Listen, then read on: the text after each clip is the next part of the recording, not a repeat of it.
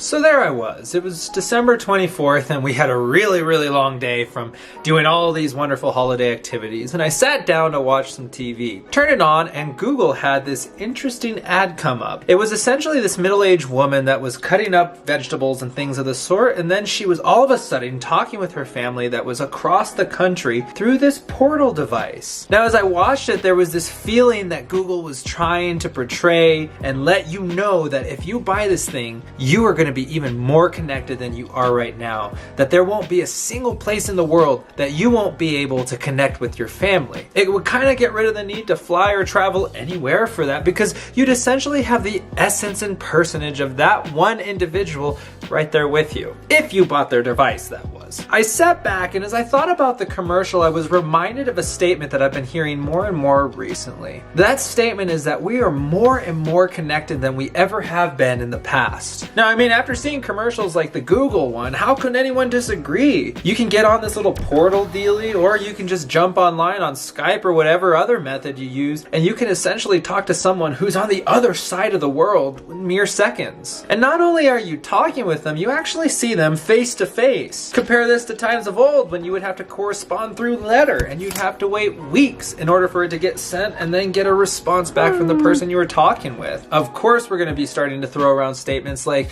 we are more connected than we have ever been. But if this statement is true, why is it that there seems to be an epidemic of loneliness running rampant across the United States right now? Epidemic? How are you coming up with a statement like that? Well, as I mentioned in previous videos, I am a therapist, and I'll say this. I see people come in and they bring in a myriad of different type of issues that they have. But I'd say that after weeding through all the different issues that are there, once you really get to the core of what's going on, about 75% of the time, you'll end up finding loneliness there. It's not uncommon at all for me to hear statements like, I can be in a crowded room with people that I somewhat know and I can still feel extremely alone. Or how about this one?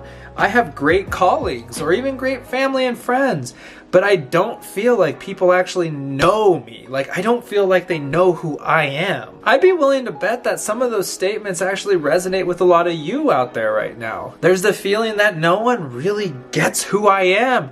And because of that, whenever I have interactions with other people, it feels like they're at an arm's distance, an arm's length away from me. And that's a very difficult feeling to deal with. Now, before I get too far into all this, don't just take my word for it. I recently read a study done by Cigna back in May of 2018. Now, I know it's Cigna, insurance company, they just want money, but I still think that the research is worth taking a look at. Back in May of 2018, they surveyed about 20,000 Americans utilizing the UCLA loneliness scale. They went in and looked at the responses that people gave to see just how lonely they were self-reporting themselves to be. Let me read you some of these results. Handy dandy MacBook! Now listen to this. 54% of the participants stated that they sometimes or always felt that no one knew them very well. An even higher number of people reported sometimes or always feeling the people surrounding them aren't necessarily with them. A large number also reported a lack of meaningful relationships and feel isolated from others. Now, I read that number of 54% of people feeling or experiencing that,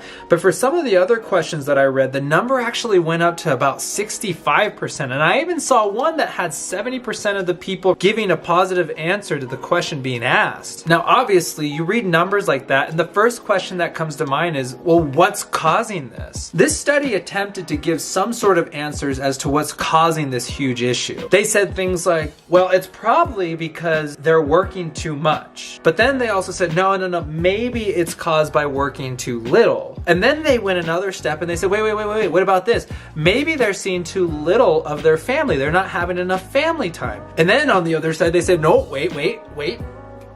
They're seeing too much of their family.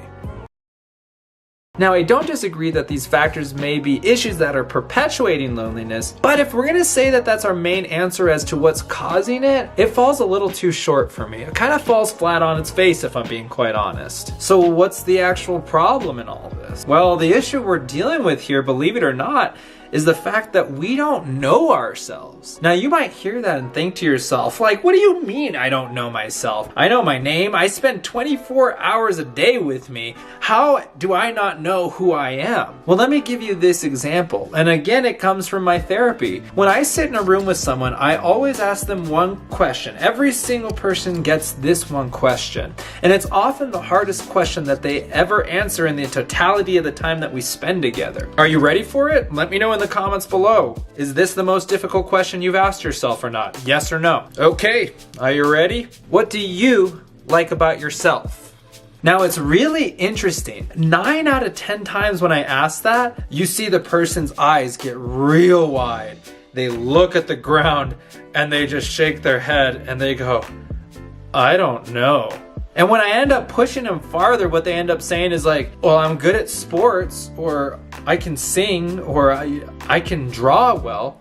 And they tell me all these surface level things about themselves, but they never tell me what they like about who they are. Conversely, they can't tell me their flaws either, so they just lack a general awareness about the deep things of themselves. Now let's take the idea of not knowing ourselves and put it on the shelf over here for a minute. This now leads into the idea of our inability to be able to connect with one another because of this guy over here. Imagine that you get to know someone well enough and then they start asking you questions, like deeper questions about yourself, but you don't have any answers for them. You're not going to be able to let them know about you because you yourself don't know about you. It can essentially be equated with an unintentional ignorance. But then we start asking this question: why is it that we don't know ourselves? The answer's in the question. It's us. We're the culprit. Let's unpack this a little bit. In psychology, there's the notion of masks, and it's also known as personas, but they're pretty much interchangeable. Essentially, what a mask or a persona is, it's the very thing that we use in order to cover up our flaws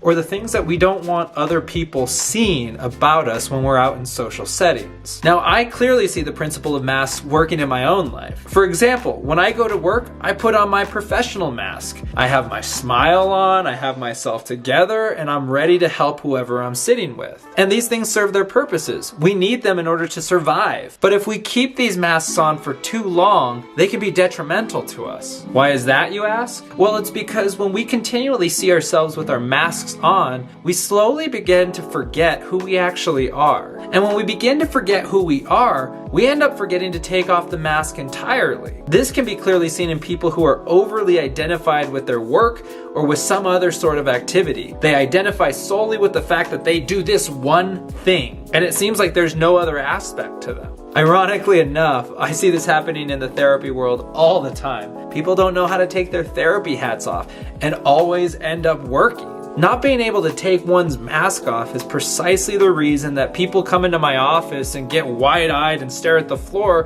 when I ask them what they like about themselves. They just genuinely don't know. And when someone doesn't know themselves, they're undoubtedly going to be lonely. Now, if we take that thought and look at it at the societal level, if there's a large majority of people walking around with masks, you can only imagine what type of interactions we're going to find. Two people staring at each other, not for who they actually are, but for who they want to be seen as. There is inevitably going to be a disconnect, a passing of ships in the night. We're going to miss the other person completely because we can't see them. All of these things tie together, leading to us feeling more and more and more distant from one another. And I believe these are the main contributing factors to our loneliness. Having said that, we haven't even come to a place of talking about how to work through this. And I don't necessarily want to jump into that right now anyway, because there's a lot that goes into it. So I'll leave that for next time. We'll place the brakes here for now, but I hope this was useful to those of you who are watching. Remember that we're going to keep this conversation going on into the next video. So if you want to be notified when that actually comes out, make sure to subscribe and hit that little notification button so you know and you don't miss out on it. And also, if you want to hit that thumbs up, they're always appreciated.